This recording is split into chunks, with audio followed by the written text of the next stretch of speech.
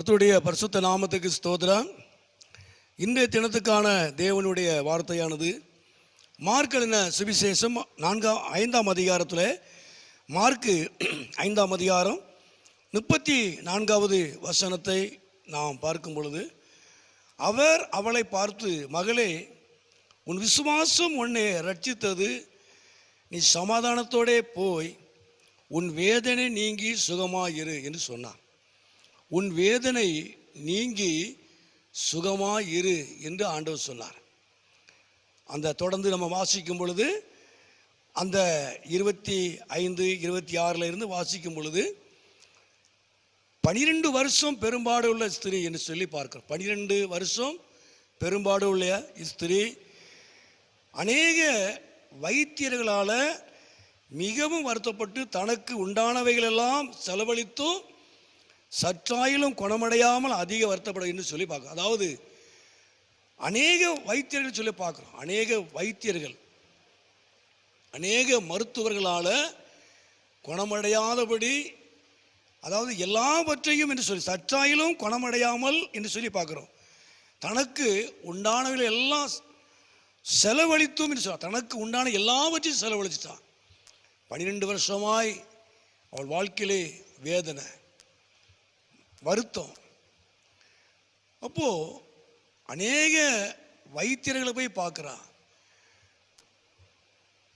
தனக்கு உண்டான எல்லாவற்றையும் செலவழிச்சிட்டான். தனக்கு இருந்த எல்லாவற்றையும், தனக்கு இருந்த எல்லா ஆஸ்திகளையும் விற்று செலவழித்தும் சற்றாயிலும் குணமடையாமல் வருத்தப்படுகிற நேரத்தில் இயேசு கிறிஸ்துவை குறித்து அவள் கேள்விப்பட்டு உடனே அவள் தீர்மானம் பண்ணுகிறான். அவரை தேடி போகணுங்கிற எண்ணம் அவளுக்குள்ளே வந்துச்சு. அப்போ அடுத்த அவளை என்ன செய்யலாங்கிற ஒரு எண்ணம் அவளுக்குள்ளே இருந்துச்சு. முதல்ல எல்லாம் செலவழிந்த பிறகு ஒன்றும் குணமடையலை, இனிமேல் எந்த வைத்தியரை பார்க்கலாம், பணம் இல்லைங்கிற ஒரு வருத்தம் அவளுக்குள்ளே இருந்துச்சு. இவன் யாரை பார்க்கலாம், இனிமேல் என்ன செய்யலாங்கிற நேரத்தில் இக்கட்டான வேதனையான வருத்தப்படுகிற இந்த நேரத்தில் இயேசு கிறிஸ்துவை குறித்து அவள் கேள்விப்பட்டாள் என்று சொல்லி பார்க்கிறோம். கேள்விப்பட்ட உடனே அவள் தீர்மானம் பண்ணுகிறான், நான் அவரை தேடி போவேன், அவருடைய வஸ்திரத்தை நான் தொடுவேன், நான் குணமாவேங்கிற ஒரு எண்ணம், ஒரு நிச்சயத்தோடு அவள் கடந்து போனாள் என்று சொல்லி பார்க்கிறோம். ஆண்டவராக இயேசு கிறிஸ்துனுடைய வஸ்திரத்தை தொட்டு அவள் சுகமடைந்தாள் என்று சொல்லி வேதத்திலே வாசிக்கிறோம். அப்போது உண்மையாகவே அவரை குறித்து நாம் கேள்விப்படும் பொழுது, அவரை குறித்து நாம் கேள்விப்படும் பொழுது நாம் அவரை தேடி போகணுங்கிற எண்ணம் நமக்குள்ளே வரணும். அவரை தேடணும் அப்படி எண்ணம் வரணும்.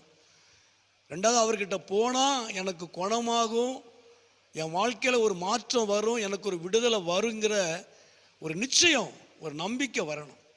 வரும் பொழுது நிச்சயமாய் ஆண்டவராய இயேசு கிறிஸ்து நம்முடைய வியாதிகளை, பல ஆண்டுகளாய் இருக்கிற வியாதிகளை அவர் குணமாக்க அவர் உண்மை உள்ளவர். 12 வருஷம் என்று வேதம் சொல்லுகிறது. ஆகவே ஆண்டவராய் இயேசு கிறிஸ்து சொல்லுகிறார், உன் வேதனை நீங்கி சுகமாயிரு என்று சொல்லுகிறார். கர்த்தர் நாமத்துக்கு மகிமை உண்டாவதாக.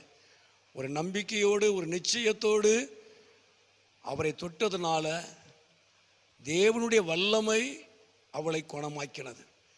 அவர் கரங்களை வைத்து அவர் செபிக்கலை, வஸ்திரத்தை தொட்டா. உண்மையிலே இன்றைக்கும் தேவனுடைய வல்லமை, இன்றைக்கும் குணமாக்குற தேவனுடைய வல்லமை இந்த உலகத்தில், இந்த பூமியிலே இருக்கிறது. நாம் என்றைக்கு நாம் அவரை தேடுகிறோமோ, அவரிடத்துல போனால் நமக்கு குணமாகும் என்று சொல்லி நம்ம நினைக்கிறோமோ, தீர்மானம் பண்ணுகிறோமோ, அன்றைக்கே தேவனுடைய வல்லமை நம்முடைய வாழ்க்கையிலே, நம்முடைய சரீரத்தில் ஒரு விடுதலையை கொண்டு வரும். பல ஆண்டுகளாய் இருக்கிற எல்லா வியாதிகளையும், எல்லா விதமான வேதனைகளையும் அவர் மாற்றுவதற்கு அவர் உண்மை உள்ளவராய், அவர் போதுமானவராக இருக்கிறார். உண்மையாகவே இந்த உலகமெங்கும் அவருடைய வல்லமை இருக்கிறது, அவருடைய பிரசன்னம் இருக்கிறது.